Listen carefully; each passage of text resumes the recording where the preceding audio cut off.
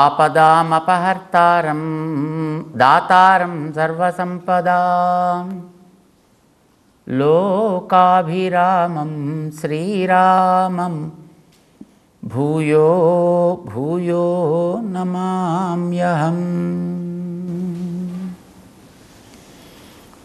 జై శ్రీమన్నారాయణ. ప్రియ భగవద్బంధువులారా, చూడండి, పెద్ద పెద్ద ట్రాఫిక్ ఉండేటటువంటి చోట్ల రైల్వే జంక్షన్స్లోనూ కూడాను ఆ రైలు తిరిగేటప్పుడు ఆ రైలు పట్టాలు, ఆ రైలు వచ్చేటప్పుడు ఈ ప్లాట్ఫామ్ రావాలంటే టక్మ ఇలా మారుతుంది, నెగిటివ్ మీకు వెళ్ళిపోతుంది, రాగానే మళ్ళీ ఇలా పక్క వచ్చేస్తుంది. అటుపక్కకి ఇంకో ప్లాట్ఫామ్ ఇది దాని తగులుతుంది, దాని నుంచి ఇది మీకు వచ్చేస్తుంది, అది రాగా ఇది వచ్చేస్తుంది, ఇంకో ట్రైన్ ఇలా వచ్చేస్తుంది, అది వెళ్ళగానే ఇంకో ట్రైన్ ఇటు వస్తుంది, మళ్ళీ మధ్యలోకి వస్తుంది, ఇలా స్ట్రైట్గా వెళ్ళిపోతుంది. ఇటు వెళ్ళేది, ఇటు వెళ్ళేది, ఇటు వెళ్ళేది, అటు వెళ్ళేది, అటు వెళ్ళేది. అక్కడ కూర్చుని ఆపరేట్ చేసేటటువంటి వ్యక్తి స్పష్టత కలిగిన వాడు కావడం చేత అలాగ ఒక ప్రోగ్రాం తయారు చేసుకుని దాన్ని కంప్యూటరైజ్ చేసి దాన్ని పెట్టి అది ఒక్క క్షణం కూడా దానికి తీరికుండదండి. ఎందుకంటే అన్ని ట్రైన్స్ తిరుగుతుంటాయి. నిమిషానికి ఒక ట్రైను, 2 నిమిషాలకు ఒక ట్రైను, 5 నిమిషాలకు ఒక్కొక్క ట్రైను వచ్చేస్తూనే ఉంటాయి, అవి దాని తిరుగుతూనే ఉంటాయి. ఇది ఇటు అటు అటు ఇటు మారుతూనే ఉంటుంది. ఎక్కడ కాస్త ఏదైనా తప్పు జరిగినా బస్ ఇది వెళ్ళి మరో దానికి కొట్టడం, అక్కడి నుంచి కొంత ఏదో కొలాప్స్ అయిపోవడం, కొన్ని ప్రాణాలు గాల్లో కలిసిపోవడం, ఆస్తి నష్టం, ప్రాణ నష్టం, రకరకాల శ్రమలు ఇవన్నీ జరగడం మనం చూస్తుంటాం. ఎంత పద్ధతిలో సాగుతుంటాయండి.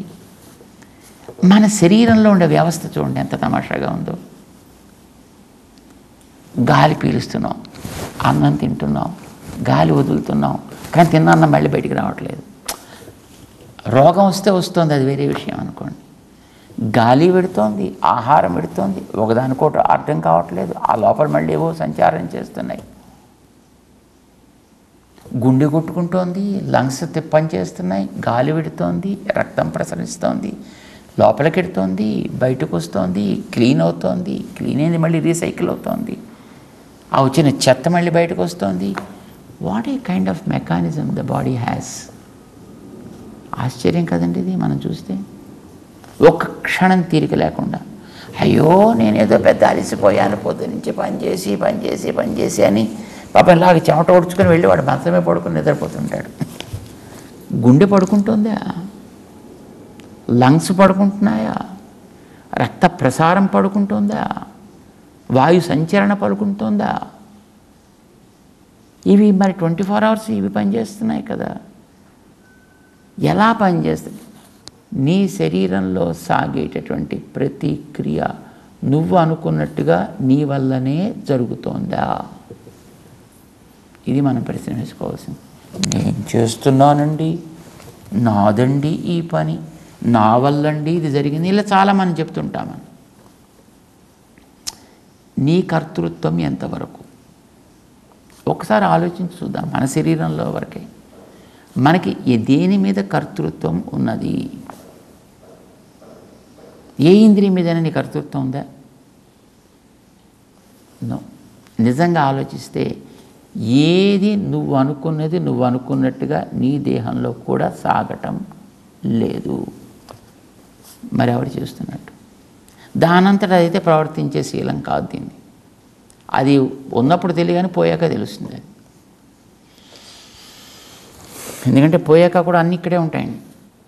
గుండె ఇక్కడే ఉంది, ఊపిరితిత్తులు అక్కడే ఉన్నాయి, కిడ్నీస్ అక్కడే ఉన్నాయి, లంగ్స్ అక్కడే ఉన్నాయి, లివర్ అక్కడే ఉంది, మరి ముక్కు అక్కడే ఉంది, కళ్ళు అక్కడే ఉన్నాయి, చేతులు అక్కడే ఉన్నాయి, పైప్స్ ఉన్నాయి, ఎముకలు ఉన్నాయి, లోపల ఉండాల్సిన రక్తం అంతా అక్కడే ఉంది, సెల్స్ అన్నీ అక్కడే ఉన్నాయి. Everything whatever is now even after that also is there కదా. ఏ ఒక్కటి మిస్ కావట్లేదు ఇక్కడ, కానీ ఏ ఒక్కటి పనిచేయదు. ఇప్పుడైనా మొత్తం ఇంత మెకానిజం అద్భుతంగా పనిచేసుకుంటూ పోతుంది దాని మానంతా. ఎక్కడ వేలుకి చివర ఉండేటటువంటి అంచు స్కిన్ మీద ఉండేటటువంటి నరాల లోపల ఉండే రక్త ప్రసరణ దాకా మన చెవికి అంచులో ఉండేటటువంటి ఈ కొనలోని ఆ చర్మపు లోపల ప్రవర్తించేటటువంటి నరములలో రక్త ప్రసరణము దాకా ఏది ఆగకుండా ఏది ఎక్కడికి వెళ్ళాలో అది అక్కడికి, ఏది ఎంత ఫిల్టర్ కావాలో అదంతా ఫిల్టర్ అవుతుంది. ఎందుకంటే ఈ మనకి మామూలుగా ఈ పెద్ద నరాల్లో ప్రవహించే రక్తం లాంటిది ఇక్కడ దాకా వస్తే దాంట్లో దూరదేమో, కనుక ఇక్కడ దాకా వచ్చే రసం ఏదో ఒక రకమైనటువంటి ప్యూరిఫికేషన్ ప్రాసెస్లో క్లీన్ అయ్యి ఇక్కడ దాకా రావాలి. ఏదో మిగతా చోట్ల వెళ్ళే రక్తం ఏదో అలాంటి చోట్లకి వెళ్ళాలి.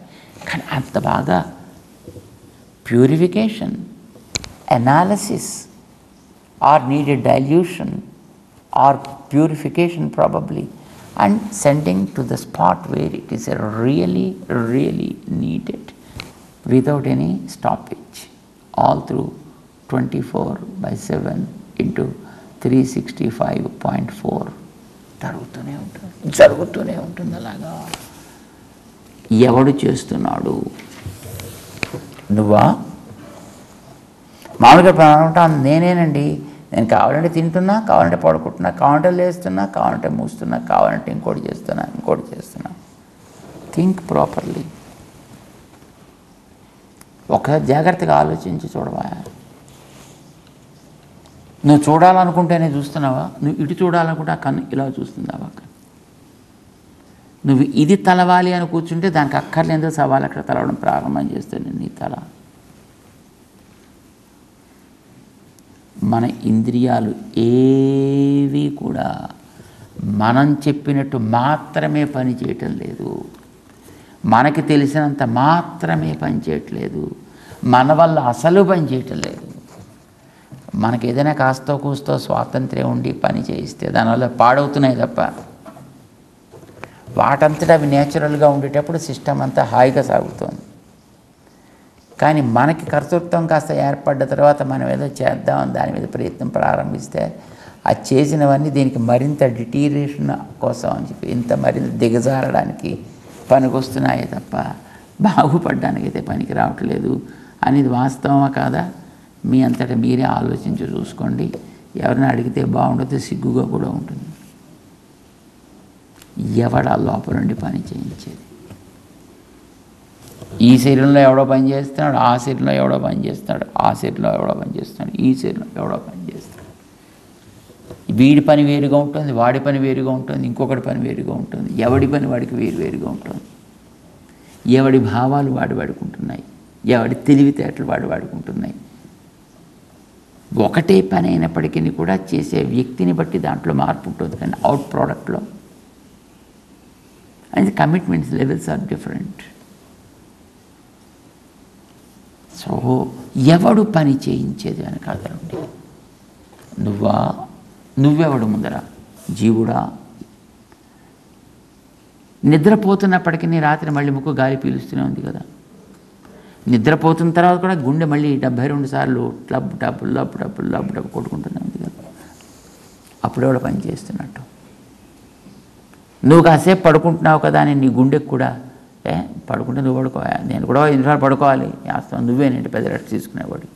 నేను తీసుకోకూడదా అని అది కూడా ఒక 5 నిమిషాలు రెస్ట్, 5 నిమిషాలు కాదు కూడా 1 నిమిషం రెస్ట్ తీసుకుంది అనుకోండి, మళ్ళీ వీళ్ళు లేవడం ఇంక ఇలాంటి ఆలోచనలు చేసే అవకాశం ఇవ్వదు అంతే ఆ గుండెకి. అప్పుడు కూడా అది పనిచేస్తుంది, అప్పుడు కూడా పెర్ఫెక్ట్గా పనిచేస్తుంది, అప్పుడు కూడా చాలా సమర్థవంతంగా పనిచేస్తోంది. ఎవడు చేస్తున్నట్టు ఇదంతా? వేదాలు చెప్పాయి మనకి ఎవడు చేస్తున్నాడు. ఏషు సుప్తేషు జాగర్తి. ఈ జీవుడు నిద్రపోతున్నా, ఈ ప్రాణికోటి నిద్రపోతున్నా, నిద్రపోకుండా వెనకాతల లోపల ఉండి దీన్ని జాగ్రత్తగా నడిపించే ఒక తత్వం ఉందయ్యా. ఏమిటి ఆ తత్వం? దాని పేరే పరమాత్మ తత్వం. ఇది మనకి అందరిలోనూ ఉంటుందండి, అందరిలోనూ పనిచేస్తూ ఉంటుంది, అన్ని క్షణాల్లో పనిచేస్తూ ఉంటుంది. వీడు నిద్రించినా అది నిద్రించదు, దానికి విశ్రాంతి అనేదే లేదు. మరి అది పని చేస్తుంటే నేను చేస్తున్నాను, నువ్వు మీద మెలేస్తావేందా? ఇది ఆశ్చర్యం. ప్రపంచంలో ప్రాణి కోటిలో జరిగేటటువంటి ప్రవృత్తుల యొక్క కర్తృత్వాన్ని ఎవడైనా నాది అనంటే వాడిని చూసి కూడా మనం అంతే జారిపడాలి. ఎవడైనా నేను చేశాను కనుక నేనే దీన్ని అనుభవించాలి. లోకంలో అది కూడా ఉంది కదండి, నేను కర్తని కనుక నేనే దీనికి భోక్తని కూడా, నేనే దీని యొక్క ఫలితానంతటా అనుభవిస్తా అని ఎవడైనా అంటే మన అబ్బా ఈయన ఏదో మంచి కార్యక్రమానికి ఏదో నేను అనుభవిస్తాను ఇప్పిస్తాను అంటున్నాడు. నో, అసలు చేసేదే నువ్వు కానప్పుడు నువ్వు ఇచ్చేదేంది కనుక, చేసేదే నువ్వు కానప్పుడు నువ్వు భోక్త ఎట్లా అవుతావు కనుక నిజమైన కర్త ఎవడు? అహం సర్వస్య జగతః, ఈ జగత్తులో ఉండే ప్రతి కదలికకి కారణం నేనయ్యా అని చెప్పాడు ఆయన. కానీ మనకు ఆయన మీద నమ్మకం లేదు. నేను కర్తని అని అంటాడు. నేను కర్తని అని ఆడిదాకా వెళ్ళే కర్తృత్వాన్ని వెనక్కి లాగి నీ మీద పెట్టుకున్నావు కనుక దానివల్ల వచ్చేటువంటి మంచి చెడుగులకి నువ్వే భోక్త కావాల్సి వస్తుంది. నా మీద కాదు అని పెట్టుకున్న వాడికి ఏది అవసరం లేకపోయింది. మనం చాలాసార్లు అనుకున్నాము, ప్రహ్లాదుడు తన మీద కర్తృత్వం పెట్టుకోలేదు దేనికి, కనుక ఆయన దేనికి కష్టపడాల్సిన అవసరం రాలే. అన్ని వెనకాతలు ఉండేటువంటి ఆ శ్రీహరి చూసుకున్నాడు. మనం ప్రతిదానికి కర్తృత్వం నాదే అని పెట్టుకుంటున్నాం. ఏం చేస్తాడు? దానివల్ల కలిగే ఫలితాన్ని కూడా నువ్వే అనుభవించి తీరాల్సి వస్తుంది. అలాంటివి మనం ఎన్ని పెట్టుకుంటున్నా పొద్దులేచేపడి నేను చేశా, నాది ఇది, నా వల్ల ఇది, నా కోసం ఇది, నేను సంపాదించుకున్నా, నేను తింటున్నా, నేను తిరుగుతున్నా, నా వాళ్ళు వీళ్ళంతా, నేను తెచ్చుకున్న వాళ్ళు, ఎన్ని నేనులండి, ఎన్ని నాలండి. పొద్దున్న లేచినప్పటి నుంచి మనకి పోనీ రాత్రి దాకా అంటే లెక్క పెట్టలేని చూడలేము. Forget about it. At least 1 or 2 hours practice చేసి చూడండి. 1 or 2 hours లోపల చేసేది వాడండి. కళ్ళు వాడంతటా వాడికి ఇష్టమై చూడటం లేదు.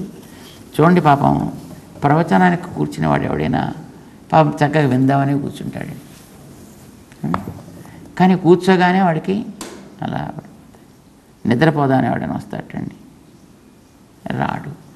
కానీ అక్కడ కూర్చోగానే వాడికి నిద్ర వస్తుంది. పరీక్షలకి చదివేవాడికి చదువుదామని పాపం మంచి శ్రద్ధ ఉంటుందండి. బాగా చదవాలి, బాగా జ్ఞాపకం పెట్టుకోవాలి, బాగా పరీక్ష రాయాలి అని ఉంటుందండి. కానీ పుస్తకం తీయగానే వాడికి నిద్ర వస్తుందండి. వాడు కావాలని తెచ్చుకుంటున్నాడా? నో. మనకి కూర్చోగానే లోపల ఆకలిస్తుంది. మనకి పాపం ఇంకా ఇంకా ఇంకా ఇంకా విందాం తిందాం అని అనిపిస్తుంది, మనకి చేద్దాం చూద్దాం అని అనిపిస్తుంది. కానీ లోపల నుంచి ఎలకలు బయలుదేరుతాయి. ఎలకలు అక్రమంగా ఏనుగుల్లా మారుతాయి. ఇంకా ఆ ఏనుగుల పరుగులకి మనం తట్టుకోలేక ఎక్కడిదక్కడ పారేసి మనం గట్టిగా ఏదో పాపం దాన్ని సంతృప్తి పరచడం కోసం అని చెప్పి మనం మానసికంగా మాట్లాడకపోతుంటాం. రైట్? అంటే ఎప్పుడైతే కర్తృత్వాన్ని ఆ లోపల దాకా వెళ్ళేదాన్ని ఆపి అంతా నేనే చేసేదంతా నేనే, అంతా నా వల్లే అని అనుకుంటున్నామో, తెలుసుకున్నది నేనే జ్ఞాతృత్వం అహంకారం, చేసేది నేనే కర్తృత్వ అహంకారం, అనుభవించేదంతా నేనే, నేనే దీన్ని పొందాలి భోక్తృత్వ అహంకారం. ఇవన్నీ మన మీద అహంకారాలే మనం ఆరోపించుకుని బతుకుతున్నాం మన జీవితంలో. దానివల్ల మనం క్లేశాలని కొని తెచ్చుకుంటున్నాము.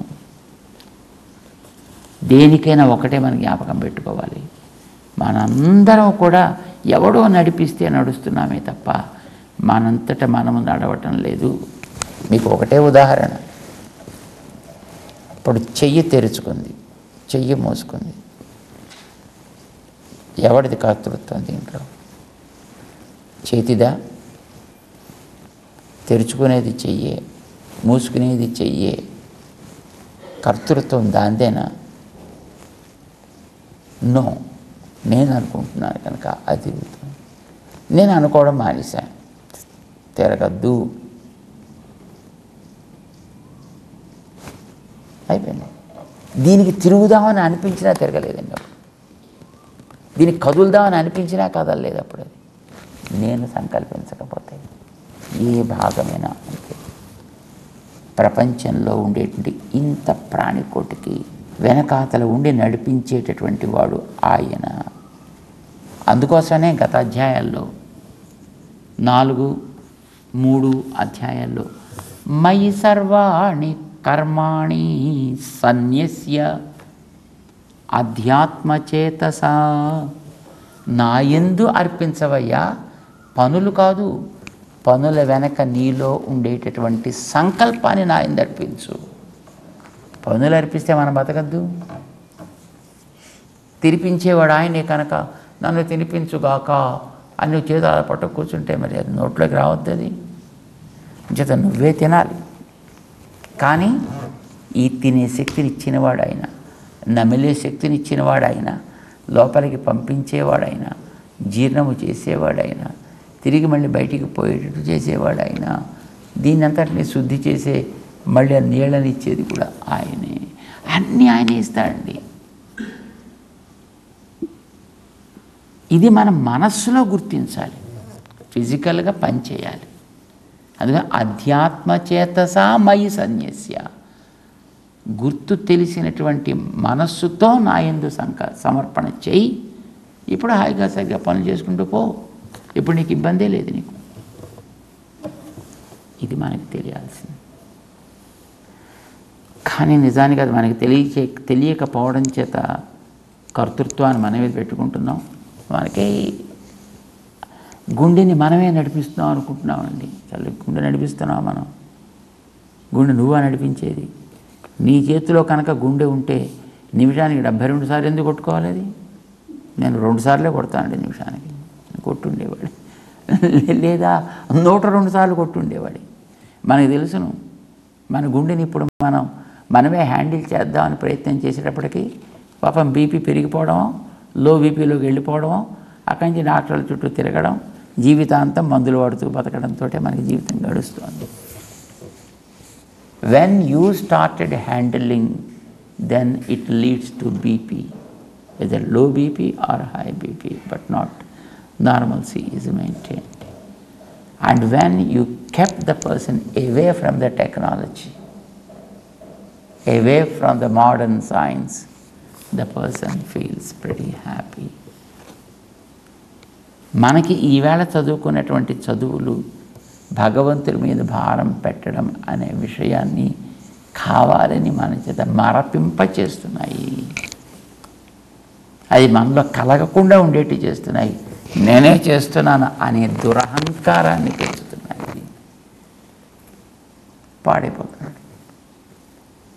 ఈవేళ మనకి ప్రపంచంలో ఇంత పెద్ద టెక్నాలజీ ఇంత డెవలప్ అయిందని మనం అనుకుంటున్నాం. Very simple. ఇదివరకు ఇవేమీ లేనప్పుడు హాయిగా మనిషి తిన్నాడు, తిరిగాడు, ప్రకృతిని బాగా అట్టబెట్టాడు, వాడు సుఖంగా బతికాడు. ఈవేళ ఇంత మనం సెటప్ పెంచుకుని కూడా క్షణకాలం విశ్రాంతి, సుఖం అనేది లేకుండా ఎప్పుడు ఎప్పుడు ఎప్పుడు ఎప్పుడు చూసినా ఈ గుండె ప్రాబ్లమో, లేకపోతే తలకాయ ప్రాబ్లమో, లేకపోతే రెస్పిరేషన్ ప్రాబ్లమో, లేకపోతే కిడ్నీస్ ప్రాబ్లమో, ఇంకోటి ప్రాబ్లము, మరొకటి ప్రాబ్లము. My God. అప్పుడప్పుడు మనకు కొంతమంది స్వామి మీరే వచ్చి మా హాస్పిటల్ ప్రారంభించారండి. అబ్బా ఎలా ఉందయా, అద్భుతంగా నడుస్తుందండి అంటాడు వాడు. ఎంత అద్భుతంగా నడుస్తుందంటే అబ్బా తీరికే లేదండి. ఎంతమంది రోగుల్ని ప్రొడ్యూస్ చేస్తున్నావయ్యా నా తండ్రి, ఎంతమంది రోగుల్ని మెయింటైన్ చేస్తున్నావు రోగాలు తగ్గకుండా. రోగాలు తగ్గకుండా మెయింటైన్ చేస్తేనే కదా మరి వాళ్ళు కొనసాగేది. మనం హ్యాండిల్ చేయాలనుకున్నప్పుడు వచ్చేటటువంటి సమస్యలు ఇవి. ఏ సిస్టమ్ మీరు గమనించండి, కనిపించేదని జాగ్రత్తగా లోపలికి రండి, జాగ్రత్తగా లోపలికి వెళ్ళి గమనించండి. Nothing is in our hands, everything is in his hands. దాన్ని అంగీకరించవయా అని చెప్తున్నాడు ఆయన. దాన్ని గుర్తుపెట్టుకోవయా అని చెప్తున్నాడు. అలా గుర్తుపెట్టుకుంటే నువ్వు సర్వభూతాత్మ భూతాత్మ అయిపోతావా. ఇప్పుడు నీకు ఏ పని చేసినా నీకేం బెంగ లేదు. ఇప్పుడు ఈ చెయ్యి ఏం చేసినా చేతికి ఏం బెంగ చెప్పండి? నేను బెంగపడాలి తప్ప. నిప్పుని ముట్టుకుంటున్నానా, నీటిని ముట్టుకుంటున్నానా, నేలని ముట్టుకుంటున్నానా, నేను ఆలోచించుకోవాలి తప్ప చేతికే ఉందండి. నువ్వు ఎటు దాన్ని ప్రసరింపజేస్తే వెళ్ళి దాన్ని తాకే ప్రయత్నం చేస్తుంది అది. కాల్తీ ఏడ్చేవాడు నువ్వు, చెయ్యి ఏడుస్తుందా ఏమిటి? ఏదైనా ఐస్ గడ్డ మీద పెడితే అది చీమని కాలుతుంది, చెయ్యా ఏడ్చేది? నువ్వే ఏడుస్తావు, నువ్వే పెట్టావు కనుక.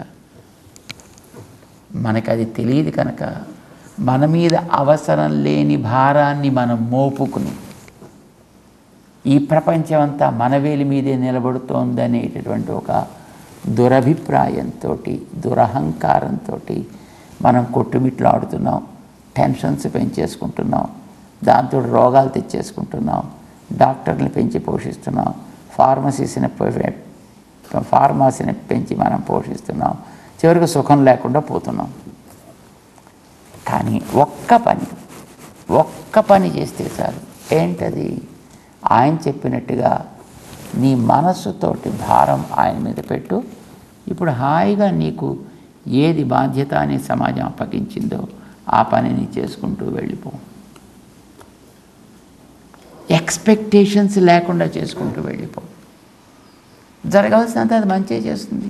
నేను ఎప్పుడు నా చెయ్యి ఇబ్బంది పడాలి, నా చెయ్యి దెబ్బలు తగిలించుకోవాలి, నా చెయ్యి పని చేయకుండా పోవాలి, నా చేతికి ఏదో తెగిపోవాలని నేను ఎప్పుడు కోరుకోనే. నేను ఎప్పుడు నా చేతిని హాయిగా, అందంగా, ఆనందంగా ఉంచాలని నేను కోరుకుంటాను. నువ్వు వాడికి చేతిలాగా కా. ఇది మనకి గురువులు బోధిస్తారు. ఇది భగవంతుడు మనకి చెప్తున్నాడు. 5వ అధ్యాయపు భగవద్గీతలో చెప్తున్నాడు. ఈయన మనందరి కోసం చెప్తున్నాడు. అందుచేత చక్కగా అలా విని తెలుసుకుని పని చేసుకుంటూ పోయే ప్రయత్నం మనం చేయాలయా. శరీరంతో చేసే పనులని ఎన్ని రకాలుగా మనం చేస్తున్నామో విడదీసి చూపిస్తాడండి 5వ అధ్యాయంలో 8వ శ్లోకం దగ్గర నుంచి. తెలుసుకునే ప్రయత్నం చేద్దాం. మనం కూడా వాడి పరికరాల్లాగా ఉండగలిగే ప్రయత్నం చేయడం కోసమని. జై శ్రీమన్నారాయణ.